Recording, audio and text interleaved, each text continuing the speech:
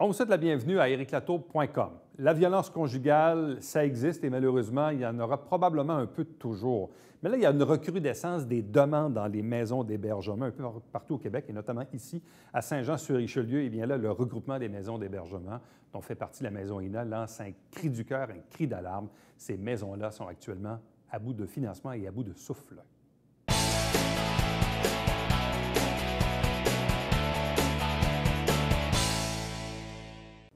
Parlons de violence conjugale, parlons, oui, des maisons d'hébergement qui existent au Québec depuis plusieurs décennies, dont ici à Saint-Jean-sur-Richelieu avec la maison INA. Des maisons d'hébergement qui lancent un peu un cri à l'aide, des maisons d'hébergement qui sont à bout de souffle. Avec nous pour en parler, la directrice de la maison INA, Nathalie Villeneuve. Bonsoir et bienvenue. Bonsoir. Évidemment, cette communication-là vient aussi principalement du regroupement des maisons d'hébergement dans lequel, évidemment, vous faites partie. Quel est le topo de la situation aujourd'hui, bientôt au mois de novembre 2019? Oui, en fait, c'est un cri d'alarme pour dire que les maisons d'hébergement sont à bout de souffle, tant au niveau financier qu'au niveau des places d'hébergement. Beaucoup de femmes sont refusées par manque de place, mais pour être capable d'accueillir aussi plus de femmes, bien, les maisons d'hébergement doivent être consolidées dans leur financement pour être capable d'offrir des services aux femmes qui sont hébergées aussi dans nos maisons. Qu'est-ce qui a changé? Est-ce qu'il y a moins de financement qu'il y en avait et de surcroît, est-ce qu'il y a plus de demandes d'hébergement qu'il y en avait? Ou les deux? En fait, les deux. Oui, c'est ça. En fait, le financement, c'est pas qu'il y en a moins, c'est qu'il y a le financement n'a pas été mis à jour. Il ne suit pas la courbe des demandes. Exactement. Il ne suit pas la courbe des demandes. On se rappelle, dans les années en 2004, un financement important de l'argent avait été injecté dans les maisons d'hébergement qui s'est échelonné sur à peu près 5 ans, de 2004 à 2009, qui avait fait en sorte et qui avait permis aux maisons d'hébergement de consolider au niveau des emplois, d'avoir des intervenantes, de cesser la rétention des intervenantes parce que les intervenantes partaient pour aller travailler dans les réseaux pour avoir des meilleurs salaires, des meilleures conditions. Mais il y avait aussi les services qu'on offrait aux femmes. On voulait essayer le plus possible d'uniformiser, d'augmenter les services offerts aux femmes. Ça voulait dire les services en externe, ça voulait dire les services auprès des enfants, les sensibilisations dans les écoles. Cet argent neuf-là, à ce moment-là, avait permis de faire tout ça. Mais 15 ans plus tard, on se retrouve, dans le fond, dans la même situation. Aujourd'hui, des gens me demandaient, ça se passe comment dans votre maison? Bien, chez nous, depuis plus d'1 an, la maison ne cesse d'être, dans le fond, on a un taux d'occupation tout le temps pleine. Notre maison est pleine tout le temps. Et quand vous regardez dans la dernière année, combien de refus? Écoutez, il y a des journées où on va refuser 3 femmes par jour, 4 femmes par jour. C'est sûr que le lendemain, on n'en refusera peut-être pas une, mais si on compare à l'année passée, c'est presque 200 femmes par année qu'on a refusées. Bon, là, il y a comme un double phénomène de société. Même récemment, on recevait l'état-major de la police. Et on le sait, bon, le phénomène MeToo. Oui. Des dénonciations, évidemment, qui ont été faites aussi par différentes femmes de notoriété publique dans la société, ont fait en sorte que les policiers le confirment, ils ont, oui, une croissance du nombre de plaintes. Bon, dans des cas de harcèlement sexuel, mais parfois la violence conjugale n'est pas très loin. Non. Souvent, les femmes vont être victimes d'agressions sexuelles à l'intérieur de leur... Ça vient malheureusement parfois un peu ensemble. Donc, les policiers le confirment que depuis, évidemment, le phénomène MeToo, depuis 2-3 ans, il y a une recrudescence. Autre chose, encore là récemment dans la sphère publique, le fameux film Le Monstre, qui là d'ailleurs maintenant est diffusé à large spectre du côté des chaînes généralistes, qui là aussi réveille probablement quelques femmes qui, en sourdine, ont vu ce film-là et ont eu peut-être le courage de dénoncer, le courage peut-être de quitter leur conjoint, puis ultimement, mais de se trouver une place, un entre-deux, donc les fameuses maisons d'hébergement.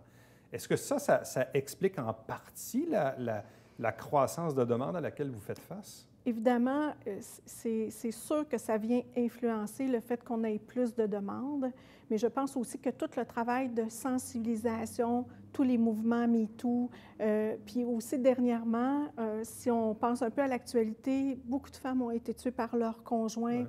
On l'a vu encore la semaine passée, un conjoint qui a tué ses 2 enfants. Ce genre d'événement-là, puis effectivement, comme le monstre, bien évidemment, ça vient conscientiser les femmes à la violence qu'elles vivent. Ça vient mettre des mots sur la violence qu'elles vivent, mais ça vient aussi dire, bien, le pire pourrait aussi m'arriver et le pire pourrait aussi arriver à mes enfants. Donc, c'est sûr que ça peut faire en sorte que ces journées-là, mettons quand il y a la diffusion de la série Le Monstre ou quand il vient d'avoir une femme vient d'être tuée par son conjoint, quand il y a eu un meurtre, bien évidemment, dans les heures qui suivent, dans les jours qui suivent, bien là, on a une augmentation de demandes d'aide, pas nécessairement juste des demandes d'hébergement, mais des demandes d'aide, de consultation, soit par téléphone ou pour rencontrer une intervenante en disant bien moi, je me reconnais là-dedans, puis là, ça me fait peur. Ouais. Parce que, bon, oui, c'est vrai, vous offrez de l'hébergement, mais il y a aussi des services autres que l'hébergement. Tout à fait, oui. Oui, parce que ce n'est pas toutes les femmes qui désirent venir en maison d'hébergement. Ce n'est pas possible pour toutes les femmes de venir en maison d'hébergement. Donc, on a un service externe où les femmes peuvent venir consulter une intervenante. Ils peuvent, dans le fond, préparer soit leur départ ou juste commencer par regarder c'est quoi que je suis en train de vivre, moi. Mais quand vous voyez qu'une femme se qualifie pour être hébergée chez vous, que malheureusement, vous devez lui dire non, peut-être que ça sera oui dans 2-3 jours, mais que, bon, la journée où elle le demande, souvent, j'aime beaucoup l'expression, un game changer, c'est-à-dire que parfois, il y a comme une journée, c'est comme là que ça se passe. Ça se peut que dans 2 jours, elle ne pense plus pareil, puis qu'elle ne veut peut-être plus faire faire le move, là, prendre la décision ultime. Vous leur répondez quoi à ces femmes-là le jour où vous êtes confrontés à les refuser? Désolé, mais on n'a pas de place aujourd'hui. En fait, ce qu'on essaie de voir avec les femmes, c'est la possibilité d'aller dans une autre maison temporairement. Une maison qui est proche, ça peut être Chambly, ça peut être Saint-Hubert. Mais eux autres aussi, c'est plein, c'est ça? Oui, bien, souvent, le problème en ce moment, c'est que toutes ces maisons-là sont aussi parfois pleines. Donc, ce qu'on essaie de voir avec les femmes, c'est des scénarios de protection. Est-ce qu'ils peuvent aller dans la famille? Est-ce qu'ils peuvent aller chez des amis? Est-ce que, temporairement, pourrait se retirer dans une autre ville, chez de la famille que monsieur, mettons, ne connaît pas ou chez des amis que monsieur connaît moins, le temps que chez nous, on ait de la place. On dit aux femmes, là, vous pouvez nous appeler tous les jours, 2 fois par jour, il n'y a pas de problème, on va toujours être là pour vous répondre. Puis aussi de dire, bon, bien, on peut quand même regarder des choses avec vous par téléphone, on peut quand même identifier des choses avec vous, voir comment vous pourriez vous réorganiser le temps que nous, on ait de la place. Bon. Quand on regarde dans les statistiques, en 2018-2019, donc les 43 maisons d'hébergement du regroupement dans lequel vous faites partie ont hébergé 2800 femmes et 2200 enfants, parce que très souvent, les femmes n'arrivent pas seules dans vos maisons, elles arrivent avec leurs enfants. Tout à fait. Les femmes arrivent avec leurs enfants. Donc, c'est beaucoup d'organisation pour les femmes et c'est pour ça que parfois c'est difficile d'aller dans une autre région, d'aller dans une autre ville parce que les enfants doivent aller à l'école. Donc, pour quelques jours, habituellement, il y a toujours moyen de s'organiser, mais oui, c'est un défi, là. On parle de 17 000 services offerts autres que l'hébergement dans vos maisons, les 43 maisons en question. Et on parle que ces 3 maisons ont répondu à 71 000 demandes de services d'information. Est-ce que les gens vous appellent pour avoir de l'information? Oui, les gens nous appellent pour avoir de l'information et ça peut représenter, mettons pour une maison comme la nôtre, ça peut représenter 10, 12, 15, 20 appels par jour de femmes qui veulent juste, pour commencer, parler à quelqu'un puis dire, écoute, j'ai vu une émission ou je ne sais pas, je pense que je suis folle, j'ai besoin de parler à quelqu'un, je ne suis pas sûre de savoir qu'est-ce qui se passe, je ne me comprends plus. Puis là, on regarde avec elle, mais qu'est-ce que tu veux dire quand tu dis que tu ne te comprends plus? Qu'est-ce que tu veux dire quand tu dis que tu penses que tu es folle? Puis que là, on peut identifier avec ces femmes-là, bien, qu'est-ce qui se passe? Puis mettre des mots sur ce qu'elles vivent, parce que souvent, on n'a pas les mots. Les femmes n'ont pas les mots, là. Bon, comme c'est une maison d'hébergement, forcément, c'est un service qui est 24 heures par jour, 7 jours sur 7, 365 jours par année. Oui. Ça n'arrête jamais. Jamais. Prenons je faisais état des statistiques pour les 43 maisons d'hébergement. Prenons ici localement la maison INA. Sur une année d'opération, vous hébergez combien de femmes et d'enfants? L'année passée, on a hébergé 111 femmes et 106 enfants. C'est un taux d'occupation qui représente pour nous 87 C'est une année qu'on considère comme étant une grosse année. Puis là, on n'a pas les chiffres pour cette année, mais clairement, c'est sûr qu'on va dépasser ce 87 %-là parce que depuis toute l'année, depuis avril, la maison est presque toujours pleine à pleine capacité.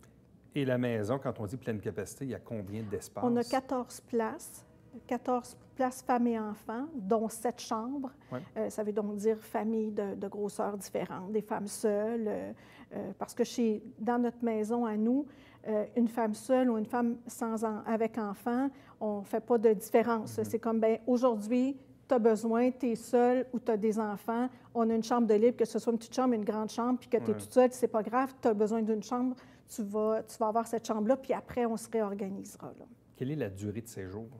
La durée de séjour, ça varie selon les femmes, les besoins, la situation. Est-ce que c'est une situation de danger? Est-ce qu'on doit aller en cour criminelle?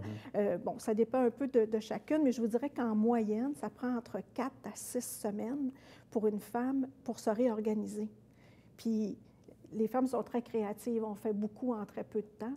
Mais c'est le temps que ça prend. Est-ce qu'on a besoin de faire une demande d'aide sociale, trouver un appartement, se trouver des meubles, réorganiser sa vie? Puis prendre aussi, chez nous, on appelle ça prendre le temps de se déposer. Quand on est victime de violence conjugale, c'est pas la première journée que tu arrives que c'est comme, OK, je suis prête à organiser ma vie. Il y a la réorganisation, la logistique, les enfants, tout ça, mais il y a aussi, tout le drame derrière ça, les impacts psychologiques. Toutes les conséquences de la violence.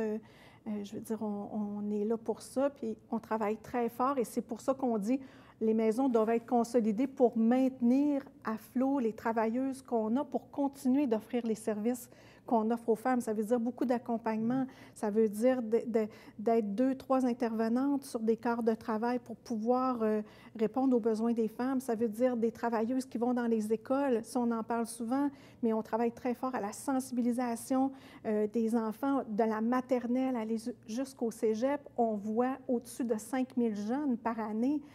Puis ça, on s'entend. Nous, on est des privilégiés parce que dans la ville de Saint-Jean, beaucoup de gens vont penser à la maison INA quand ils veulent faire un don. Puis ces dons-là nous permettent d'offrir plus de choses. Mais demain matin, on n'a plus ces dons-là. Bien, c'est des services que clairement, on devrait faire des choix et couper des choses. Nous, ce qui nous permet de ne pas couper de services en ce moment, c'est parce qu'on a des sous qui viennent de gens de la communauté.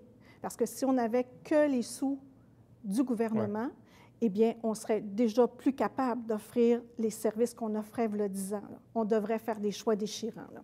Vous avez combien d'employés en ce moment? On a environ une quinzaine d'employés à temps plein, puis je vous dirais autour d'une dizaine de travailleuses qui sont à temps partiel, sur appel. Oui. Bon. Et là, le modèle financier dans lequel vous opérez en ce moment, il ressemble à quoi? Bon. Ce que je comprends, c'est que la grande partie du financement vient du ministère de la Santé. Santé et services sociaux, oui. Ça représente combien, ça? Ça représente pour nous autour de 780 000 par année. En pourcentage pour vos opérations, c'est quoi? En pourcentage pour nos opérations, je dirais que c'est à peu près 80 Puis on doit aller chercher. Donc 80 du financement vient du ministère. Oui.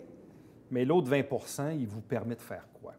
Bien, l'autre 20 il nous permet d'avoir une deuxième intervenante aux externes, nous permet d'avoir 2 travailleuses à temps plein dans les écoles qui vont faire de la sensibilisation, nous permet d'avoir du doublage le soir, nous permet, dans le fond, ça permet ce genre de choses-là. Là. Et ce 20 autre, vous dites, vous allez le chercher dans la communauté. Oui. Il se manifeste de quelle façon? Il se manifeste de plein de façons. Si on pense, mettons, à un tournoi de golf qui est organisé par Royal Lepage Excellence à chaque année, qui nous ramène des sous. Si on pense à tous les particuliers, des gens qui décident de faire une collecte de fonds parmi leurs amis, nous appellent. On a des gens... qui, à chaque année, se font un devoir de nous envoyer des sous, puis c'est anonyme, puis ils ne veulent pas que les gens le sachent, mais c'est des milliers de dollars que ces gens-là peuvent nous envoyer parce qu'ils ont été touchés, parce qu'ils ont eu quelqu'un dans leur famille, puis qu'à cause des services qu'on a offerts à quelqu'un de leur famille, bien, veulent à leur façon nous remercier. Ces gens-là vont nous envoyer des sous, donc c'est toutes ces façons-là. Parce qu'en même temps, ce qui est particulier avec vous, c'est que vous êtes connu puis pas connu en même temps. C'est-à-dire que vous êtes connu parce que, bon, Maison Ina existe quand même depuis très longtemps. Ans. Mais en même temps, de par la nature de vos opérations, il y a une confidentialité de la maison, bien sûr. Bon, bref, fait que, vous êtes visible, mais pas trop en même temps. Oui, donc ça exactement. devient difficile parfois quand vient le temps d'aller chercher de l'aide puis de faire comprendre un peu la mission. Puis là, aujourd'hui, on en parle, bon, tant mieux, mais pour décrire un peu le topo dans lequel vous opérez, parce qu'évidemment, si vous agitez pas le drapeau, il n'y a personne qui va le savoir. Là. Non, il n'y a personne qui va le savoir, effectivement. Puis c'est pour ça que c'est important qu'on en parle, puis qu'on n'oublie jamais, c'est beaucoup de sous, mais c'est très peu de sous quand on pense à, bien, c'est un service qui est là 24 heures sur 24, 7 jours sur 7, 365 jours par année. Là. Quelles sont les démarches effectuées par le regroupement auprès du nouveau gouvernement, auprès de la nouvelle ministre de la Santé, Mme McCann, et M. Carman aussi, aux services sociaux, pour arriver à augmenter le financement et un budget là, qui va se faire dans les prochains mois? Bien, en fait, on est en attente d'une date de rencontre avec la ministre, Mme McCann, dans les prochains jours. Nous l'espérons parce qu'à la sortie de la conférence de presse la semaine passée, dans le fond, on a su que Mme McCann et son attaché politique disaient, bien, dans le fond, il y aura une rencontre de prévue dans les prochains jours, dans les prochaines semaines. Aujourd'hui, au moment où on se rencontre, nous n'avions toujours pas de date de rencontre, mais on nous a dit de faire confiance puis qu'il y aurait une rencontre. Mais c'est sûr que le but du regroupement, le but des maisons d'hébergement, ça va être bien évidemment d'augmenter, d'intensifier nos moyens pour se faire entendre. Bien, ça, c'est mon autre question. Donc, évidemment, le principe, quand on fait face à un gouvernement, c'est de faire parler de soi, de monter la pression. Oui. Bref, quel est un peu votre plan de match dans les prochaines semaines, dans les prochains mois pour faire parler de vous? Là? Oui, je vous dirais que d'abord, les prochaines étapes à faire, ce sera, bon, de rencontrer la ministre, bien évidemment, mais nous, on va faire des demandes aussi. On va aller rencontrer nos députés, qu'ils soient de la CAQ, peu importe, tout parti politique confondu, pour leur demander leur soutien au moment qu'ils sont en chambre, de dire, bon, bien, s'il vous plaît, questionnez, assurez-vous qu'on ne nous oublie pas, que dans le fond, la vie des femmes et des enfants, bien, ça n'a pas de prix. Et là, en ce moment, bien, on doit mettre en place des choses pour supporter les femmes et les enfants, puis assurer leur sécurité. Dans le fond, on doit mettre au centre de nos préoccupations la sécurité des enfants et des femmes. Et si on part de ce principe-là, bien, on s'attend que le politique suive. Oui. Parce qu'en même temps, je comprends que vous êtes financé par le gouvernement en bonne partie, mais en même temps, vous rendez aussi service à la société, parce que si vous n'êtes pas là, c'est un peu le chaos. Là. Oui, c'est des milliards de dollars que la violence conjugale coûte à la société. Donc, on a tout avantage à faire en sorte que les femmes et les enfants aient les services nécessaires lorsqu'elles ont besoin de venir en maison d'hébergement ou d'avoir un service en externe. Là. Et votre revendication, elle s'inscrit de quelle façon? Vous réclamez une augmentation? Est-ce que vous l'avez chiffrée? En fait, elle n'est pas encore chiffrée dans le sens où on voulait d'abord et avant tout commencer par rencontrer la ministre. Je vous dirais que la démarche, elle est organisée dans le sens, c'est quoi le besoin des maisons d'hébergement en frais de consolidation, de besoin de places supplémentaires en maison. On a fait un portrait. On n'a pas chiffré encore parce qu'on se dit, bien, allons discuter, assoyons-nous ensemble, puis voyons qu'est-ce qui est possible de faire, puis comment on peut le faire, puis après ça, on mettra des chiffres. Mais bien évidemment, éventuellement, des chiffres seront mis sur ces intentions-là. C'est un peu idéaliste comme point de vue, mais souvent, on se dit, dans la société, bon, on crée des organismes comme le vôtre, hein, parce qu'il y a un problème à adresser, puis on veut le corriger. Oui, oui. En même temps, il ne faut pas être naïf non plus. C'est très bien que la violence conjugale n'arrêtera pas demain matin, puis dans 5 ans, puis dans 10 ans, ça va exister encore. On peut sensibiliser davantage. Par contre, le côté un peu pervers à tout ça, c'est que le fait d'en parler plus, c'est correct aussi, mais ça réveille peut-être certaines personnes qui n'avaient peut-être pas le courage d'aller de l'avant, mais qui, là, finalement, l'ont maintenant. Oui. C'est pas tant qu'il y en a plus ou qu'il y en a moins, c'est peut-être plus le fait que les gens, maintenant, sont plus conscientisés. On en parle plus, on conscientise plus. Puis, dans le fond, c'est peut-être utopique, puis c'est sûrement pour ça qu'on continue de faire ce travail-là. Mais nous, on se dit, bien, les 5 000 jeunes qu'on voit à chaque année, ce sont des filles et ce sont aussi des garçons à qui on dit, bien, c'est quoi avoir une relation saine, une relation amoureuse saine, mais aussi une relation avec mes pairs, sans que ce soit des relations où il y a de l'agressivité, où il y a de la violence. On essaie de démêler tout ça avec les tout-petits comme avec les grands. Et on se dit, bien, éventuellement, ce travail-là, on l'espère, portera fruit et fera en sorte que, sans enrayer, on est bien consciente, on ne peut pas enrayer complètement la violence, mais si on peut la diminuer, si on peut faire en sorte que plus de gens sont conscients, donc c'est important qu'on puisse continuer à faire ça, là. En quoi vous changez la vie des gens? Ouf, c'est une très belle question. Par moment, je vous dirais que c'est juste de commencer par dire à quelqu'un, à une femme, bien, moi, je te crois. Nous, on est là pour toi, puis on va te supporter. Puis une femme qui sort du cercle de la violence conjugale, bien, c'est une femme qui a retrouvé son autonomie, c'est une femme qui reprend sa place dans la société, c'est une femme qui a moins besoin de médicaments, c'est une femme qui a moins besoin des services sociaux, c'est une femme qui reprend le pouvoir de sa vie. Donc, je pense que c'est là où on fait une différence, puis que, bien, comme on est là au quotidien pour les femmes, bien, chaque petite goutte finit par compter, là.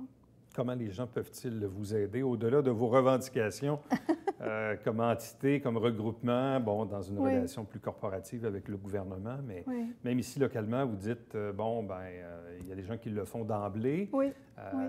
Quelqu'un qui nous regarde en ce moment, qui est sensibilisé à la cause, là, qui dit, bon, bien, moi, j'aimerais peut-être faire mon petit bout de chemin, donner un coup de main, qu'est-ce qu'on fait? Bien, à ce moment-là, les gens peuvent appeler à la maison d'hébergement. Le numéro de téléphone n'est pas confidentiel. C'est le 450-346-1645.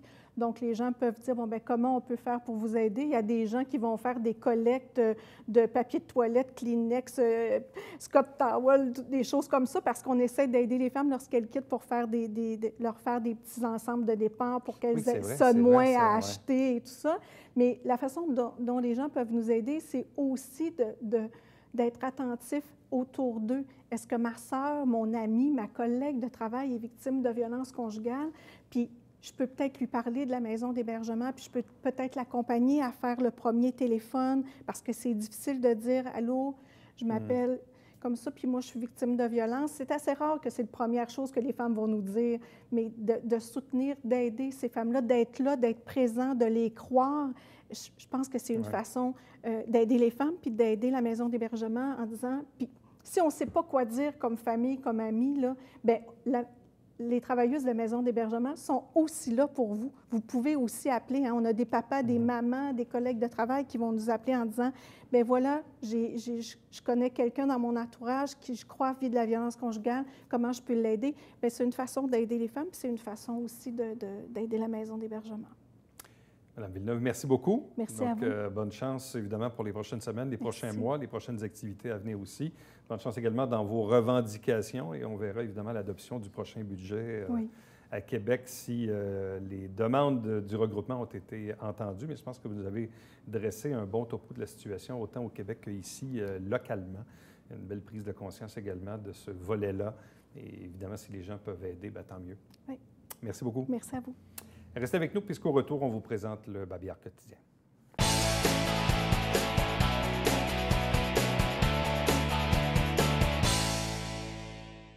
Mesdames et messieurs, bonjour et bienvenue à la Justice entre nous. Mon nom est Serge.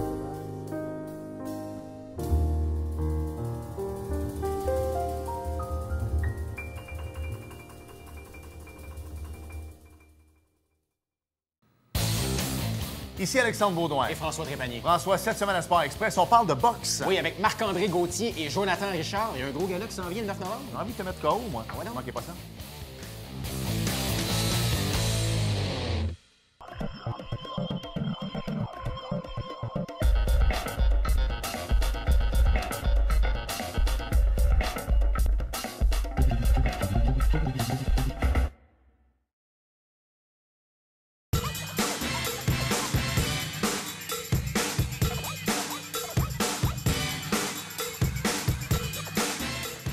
Dimanche, 9h30, Télé Bingo, On vous attend.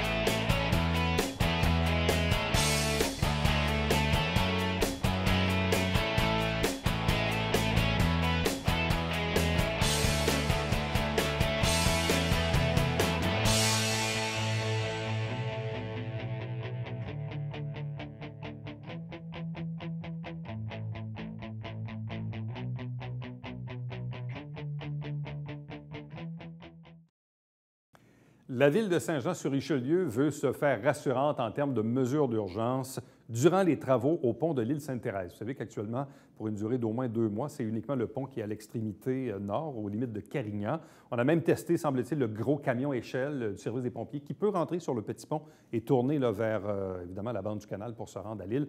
Donc, on se fait rassurant au niveau des mesures d'urgence de ce côté-là.